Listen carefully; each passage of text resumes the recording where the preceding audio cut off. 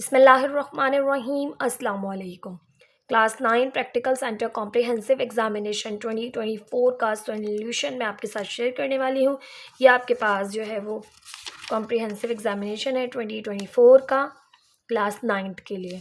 ठीक है, इसका मैं आपके साथ सोल्यूशन शेयर करने वाली हूँ। तमाम स्टूडेंट्स जो कि क्लास 9th के हैं उनको बहुत हेल्प मिलेगी इस कॉम्प्रिहेंसिव एग्जामिनेशन के सोल्यूशन से।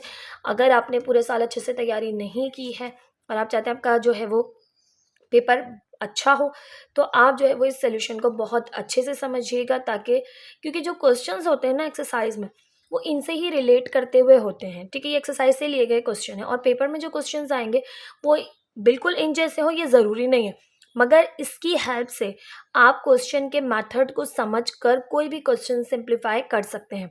तो जिन बच्चों ने पूरे साल तैयारी की है तो उनके लिए तो ये बहुत ईजी होगा, और जिन्होंने नहीं की उनके लिए ये बहुत बहुत हेल्पफुल होगा ये पूरा सोल्यूशन। तो प्लीज़ वीडियो को देखिएगा कंप्लीट। अब जो है वो मैं इस तरह से आपके पास सेक्शंस डिवाइड करूँगी कि सेक्शन ए को मैं एक वीडियो में करवाऊँगी, सेक्शन बी के जो है वो क्वेश्चंस वाइज वीडियोस कराऊंगी, या फिर आपको 2 से 3 क्वेश्चन एक वीडियो में करवा दूंगी। ठीक है, इस तरह से मैं आपके साथ वीडियोस शेयर करूंगी इस कॉम्प्रिहेंसिव एग्जामिनेशन की। चलिए आज की वीडियो में हम इसके जो है वो मल्टीपल चॉइस क्वेश्चन यानी कि सेक्शन ए को करेंगे। सेक्शन ए में आपके पास 15 एमसीक्यूज गिवन है और 15 एमसीक्यूज ही आपके जो है वो, या 12 एमसीक्यूज आपके जो है वो फाइनल पेपर में शामिल किए जाएंगे। ठीक है, तो यहाँ पर क्वेश्चन नंबर 1 को आज हम करेंगे सिंप्लीफाई। क्वेश्चन नंबर 1 में आपसे कह रहे हैं choose the correct answer for each question from the given options. आपने करने हैं यहाँ पर मल्टीपल चॉइस क्वेश्चन। अब ऑप्शंस आपको गिवन होते हैं, उसी के अकॉर्डिंग आपने जो है वो उसी में से आपने जो अपने आंसर को सिलेक्ट करना होता है। ठीक है, तो पार्ट 1 है इसका, the real part of -2, 2 is. अब आपने रियल पार्ट बताना है। ठीक है, तो देखिए रियल पार्ट अगर आप बताएंगे, अब मैं आपको तमाम एंगल से क्वेश्चन को समझाते हुए चलूंगी। ठीक है, क्योंकि किसी भी तरह का क्वेश्चन आपसे पूछा जा सकता है। अब रियल पार्ट पूछा है तो देखिए हमेशा देखिएगा फर्स्ट पार्ट रियल होता है, सेकंड पार्ट इमेजिनरी होता है। ठीक है, अब रियल पार्ट पूछा है तो रियल पार्ट तो -2 है, तो आपने इस क्वेश्चन में तो -2 को टिक कर देना है। मगर अगर आपसे पूछ लेते इमेजिनरी पार्ट कौन सा है, फॉर एग्जाम्पल एक एग्जाम्पल दे रही हूँ कि अगर आपसे पूछ लेते हैं कि इमेजिनरी पार्ट कौन सा है, तो इमेजिनरी पार्ट होता 2, ओनली 2, उसके साथ आयोटा को आप यहाँ पर मेंशन नहीं करते। लेकिन पूछा रियल पार्ट था तो जस्ट मैंने -2 को टिक कर दिया। ठीक है, मगर मैंने आपको बता दिया अगर इमेजिनरी पूछा होता तब भी आपने किस तरह से अपना आंसर देना है। तो पार्ट 1 का जो आंसर है वो है -2, क्योंकि रियल पार्ट को पूछा गया है तो रियल पार्ट जो है वो फर्स्ट वन है और सेकेंड पार्ट इज इमेजिनरी। तो first one -2 is the real part of the given complex number. तो सेकेंड है the base in the natural logarithm is. Base जो है वो नेचुरल लुगार्थम में क्या होती है। ठीक है, देखिए नेचुरल लुगार्थम की जब भी बात आ जाएगी ना तो उसकी बेस होती है ई। अगर आपसे पूछते the base in the common logarithm is, तो कॉमन लुगार्थम की बेस होती है 10, जबकि नेचुरल लुगार्थम की बेस होती है हमारे पास ई। ठीक है, तो मेंशन कर देंगे यहाँ पर सेकंड का ई। नाउ इफ log 10, देखिए बेस 10 है, x equals to 4, then x is equals to what, x क्या होगा। तो देखिए ये क्वेश्चन हमने जो है वो एक्सरसाइज से लिया गया है आपके। इसमें आपसे कह रहे हैं कि log base 10 x equals to 4। अब आपने x की वैल्यू मालूम करनी है, तो इसको आपने एक्सपोनेंशियल फॉर्म में चेंज करना होगा। तो log की बेस मेन बेस, log की जो भी बेस होगी वो मेन बेस होगी, इक्वल के जो बाद होगा वो एक्सपोनेंट होगा, इक्वल्स टू एक्स।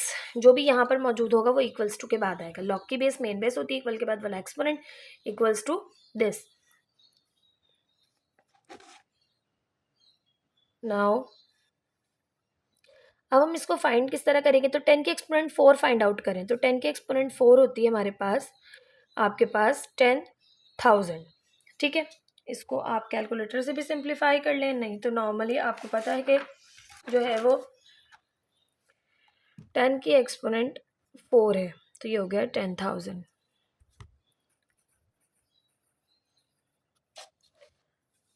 इस इसमें ई है, इसमें है 10,000।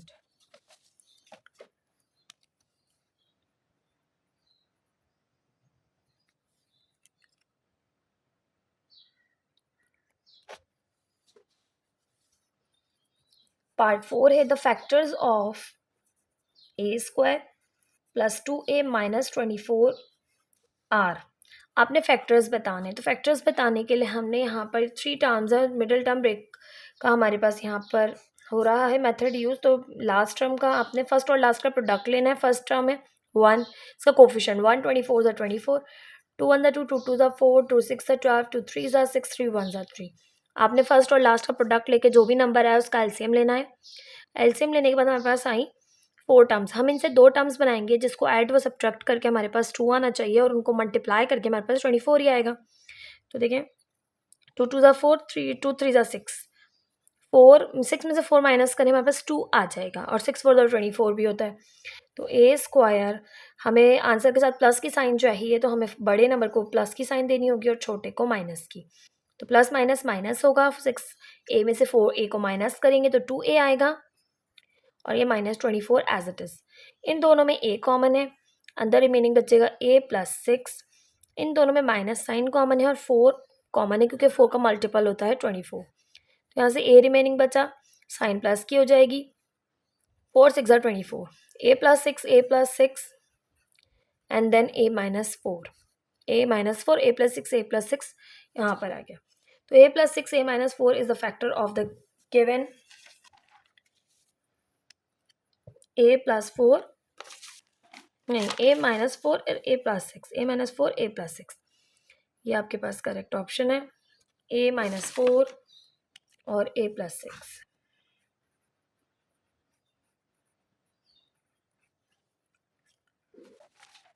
नाउ पार्ट 5 है द एलसीएम ऑफ। आपने एलसीएम फाइंड आउट करना है। एलसीएम फाइंड आउट करना है किसका? 2y प्लस 3z की होल एक्सपोनेंट 5 और 2y प्लस 3z की होल एक्सपोनेंट 3 का। तो देखें एलसीएम का फॉर्मूला हमारे पास होता है, एलसीएम इक्वल होता है common factor multiply by uncommon factor. अब देखें फैक्टर कॉमन कौन से है? देखें एक्सपोनेंट 5 है, एक्सपोनेंट 3 है, तो एक्सपोनेंट 3 तो इसके पास है ही, यानी 2y प्लस 3z को हम लिख सकते हैं exponent 3 dot 2y plus 3z की होल एक्सपोनेंट 2। बेसिस से में मल्टीप्लीकेशन और ये एक्सपोनेंट ऐड हो जाएंगी, वापस 5 आ जाएगा। दूसरी के साथ आपके पास है 2y प्लस 3z की होल एक्सपोनेंट 3, इसको 3 ही रहने दें। अब देखें दोनों में ये कॉमन है फैक्टर, तो ये आ गया 2y प्लस 3z की होल एक्सपोनेंट 3 कॉमन, और अनकॉमन ये वाला फैक्टर है 2y प्लस 3z की whole exponent 2। Common multiply by uncommon, दोनों को वापस एक्सपोनेंट को ऐड कर लें, बेसिस से में मल्टीप्लिकेशन हो रही है, एक्सपोनेंट को वापस ऐड कर लें, तो 2y प्लस 3z की होल एक्सपोनेंट 5 आ गई। तो ये आ गया आपके पास यहाँ से LCM। ठीक है, मैंने आपको बहुत डिटेल में समझाया, वरना डायरेक्ट भी मैं आपको बता देती कि भाई देखें जो सबसे बड़ी एक्सपोनेंट होती है ना, ठीक है, LCM है, वो आपके पास दोनों सेम है ना, तो जो बड़ी एक्सपोनेंट है वो आपके पास LCM होगी। ठीक है, सिंपली इजी वे में भी बता दिया और आपको सॉल्व करके भी बता दिया ताकि आपको कोई कंफ्यूजन ना हो। 2y प्लस 3z की whole exponent 5 is the LCM।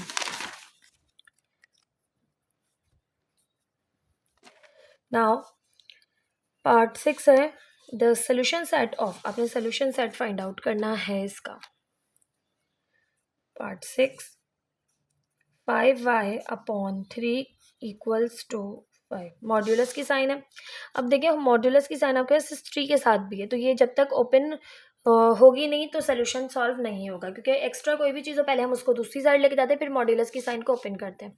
लेकिन यहाँ पर एक्स्ट्रा कुछ भी नहीं है, मॉड्यूलस की ही साइन है, सिर्फ और सिर्फ। तो सोल्यूशन करेंगे 5y अपॉन 3 इक्वल्स 2 प्लस 5। ठीक है, बाय डेफिनेशन 1 बाय डेफिनेशन 2 के अकॉर्डिंग एक प्लस का 5 एक माइनस का 5। 3 यहाँ डिवाइड हो रहा है, वहाँ जाके मल्टीप्लाई करेगा,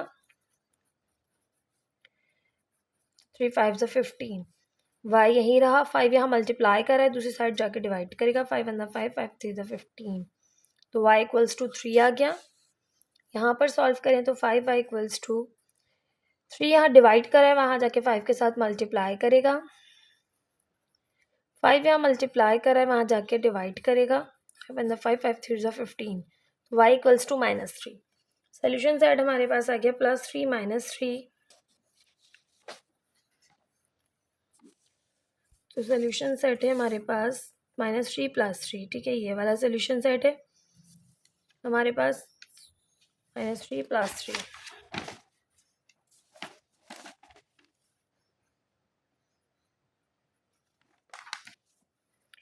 नाउ पार्ट 7 है the two coordinate axes intersect at an angle of. अब कोऑर्डिनेट एक्सेस क्या है, देखें, ये देखिए कोऑर्डिनेट एक्सेस है। कोऑर्डिनेट एक्सेस एक दूसरे को किस जो है वो एंगल से इंटरसेक्ट करते हैं। तो देखिए कोऑर्डिनेट एक्सेस एक दूसरे को 90 डिग्री से इंटरसेक्ट करते हैं। कितने एंगल से इंटरसेक्ट करते हैं, देखिए चारों तरफ 90 डिग्री का। तो कोऑर्डिनेट एक्सेस एक दूसरे को किस एंगल पर इंटरसेक्ट करते हैं, तो 90 डिग्री पे इंटरसेक्ट करते हैं। 90 degree is the correct option.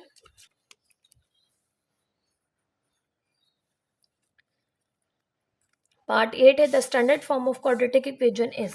Standard form क्या होती है क्वाड्रेटिक इक्वेशन की, तो standard form a x square plus b x plus c equals to 0, ये होती है आपके पास क्वाड्रेटिक इक्वेशन की स्टैंडर्ड फॉर्म। मगर ये जो बी होता है ये प्लस या माइनस का हो सकता है, सी जो है वो प्लस माइनस का हो सकता है, और ए नॉट इक्वल्स टू 0। अगर ए 0 हो जाएगा तो एक्स स्क्वायर का कोफिशिएंट 0 होने की वजह से एक्स स्क्वायर की जो टर्म है वो 0 हो जाएगी, और जब ये ख़त्म हो जाएगी 0 होने के बाद तो ये एक लीनियर इक्वेशन बन जाएगी, क्वाड्रेटिक नहीं। तो इसी वजह से इसके साथ ए नॉट इक्वल्स टू 0 लिखा जाता है कि ए 0 नहीं होना चाहिए, अदरवाइज ये क्वाड्रेटिक से लीनियर बन जाएगी अगर ए 0 होगा। ठीक है, कंडीशन होती है इसकी। तो ये आपके पास स्टैंडर्ड इक्वेशन है, तो this is the correct option.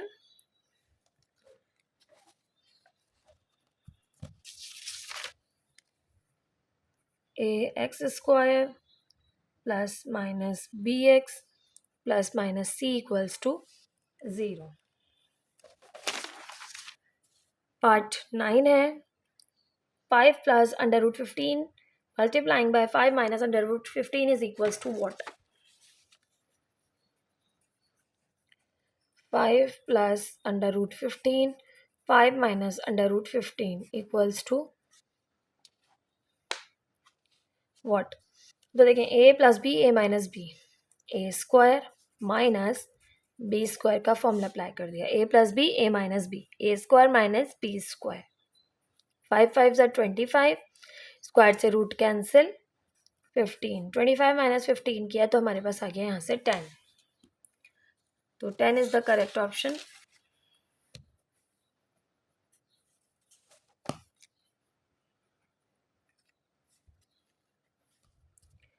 Part 10 है the solution set of equation 4x square minus 16 equals to 0। आपने सोल्यूशन सेट बताना है 4x square minus 16 is equals to 0।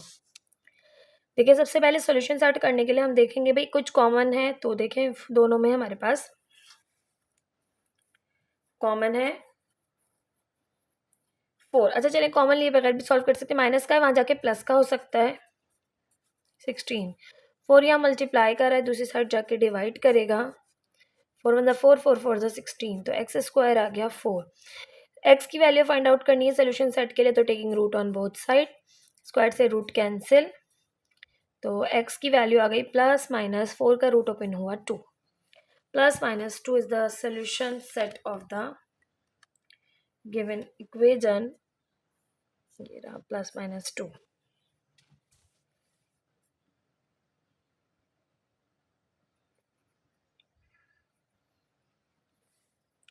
Part 11 है। अब पार्ट नंबर हमारे पास है 11। What should be added to x के एक्सपोनेंट प्लस 4 एक्स के exponent 4 plus 4 to make it perfect square. आपने इसमें ऐसा क्या ऐड करना है कि एक परफेक्ट स्क्वायर बन जाए। तो हमारे पास क्वेश्चन है एक्स के एक्सपोनेंट 4 प्लस 4। अब देखें इसे परफेक्ट स्क्वायर बनाना है, हम इसमें ऐसा क्या ऐड करें। तो देखेंगे हमारे पास अगर हम इसको लें फर्स्ट टर्म, तो इसका स्क्वायर का स्क्वायर प्लस 2 फॉर्मूले का ए बी प्लस 2 का स्क्वायर, ये 4 गिवन है लास्ट टर्म फर्स्ट टर्म। तो इन फर्स्ट टर्म और लास्ट टर्म की मदद से हम फाइंड आउट कर लेंगे मिडिल टर्म। तो ये हो जाएगा एक्स के एक्सपोनेंट 4 प्लस 2 2 ज़ा 4 एक्स स्क्वायर प्लस 2 × 4। तो आपके पास ये a² plus 2ab plus b², इसको आप ये भी लिख सकते हैं a प्लस b का होल स्क्वायर। ठीक है, अब स्क्वायर से आपके पास रूट कैंसिल हो जाएगा, तो ये परफेक्ट स्क्वायर आ जाएगा आपके पास। तो परफेक्ट स्क्वायर बनाने के लिए हमें इसमें क्या ऐड करना पड़ेगा, हमें इसमें ऐड करना पड़ेगा 4x²। तो 4x² is the correct option.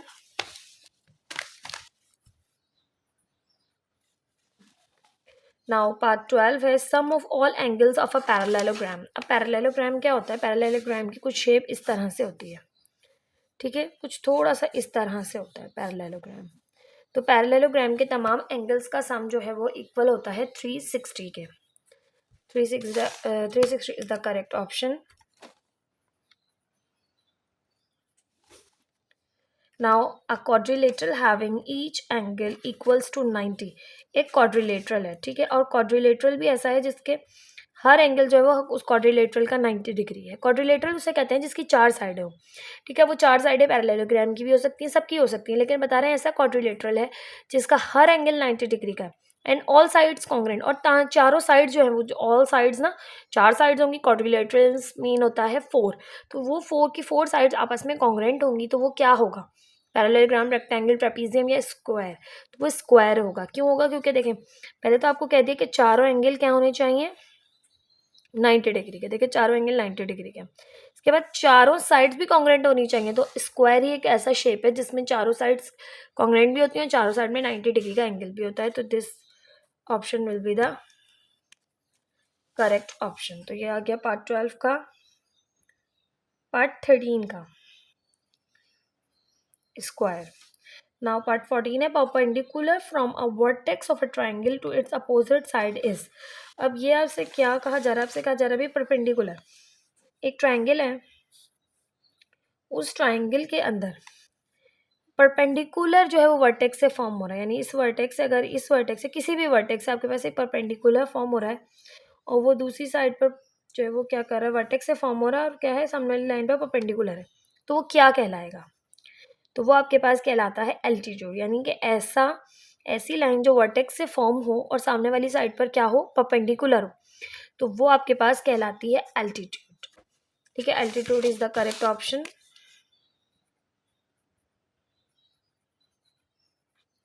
Part 15 है if 3,0 and 0,3 are any 2 points in the plane then find. आपने डिस्टेंस फाइंड काउंट करना है। लेकिन जब भी इस तरह से आपके पास बना हुआ हो ना, तो आपने क्या मालूम करना है, डिस्टेंस मालूम करना है ए से बी तक का। तो डिस्टेंस मालूम करने का फॉर्मूला आपको पता है, x2 माइनस x1 का whole square, y2 minus y1 का होल स्क्वायर। अब आपके पास है 3,0 a, b है आपके पास 0,3। इसको हम कह देंगे x1 y1, इसको हम कह देंगे x2 y2। तो x2 माइनस x1, x2 है आपके पास 0 माइनस x1 है आपके पास 3, इसका होल स्क्वायर, y2 हमारे पास 3, y1 है 0, इसका स्क्वायर। 3 माइनस 3 का स्क्वायर किया, 3 3 ज़ा 9, प्लस 3 का स्क्वायर किया, 3 3 ज़ा 9।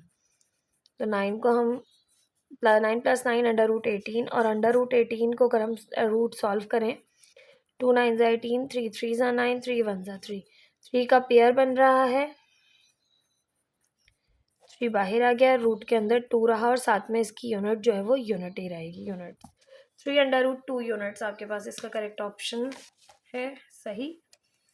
तो 3√2 सॉरी 2√3 नहीं, 3√2 this option. 3√2 is units is the correct answer. ये आपके पास 15 के 15 MCQs मैंने आपको सॉल्व करवाए हैं, इनका सोल्यूशन आपको करवाया है। आई होप आपको समझ में आए होंगे। वीडियो को लाइक, चैनल को सब्सक्राइब ज़रूर कीजिएगा। वीडियो पसंद आए तो कमेंट सेक्शन में भी ज़रूर कमेंट कीजिएगा। मिलते हैं नेक्स्ट वीडियो में सेक्शन इसके बी के साथ। अल्लाह हाफिज़।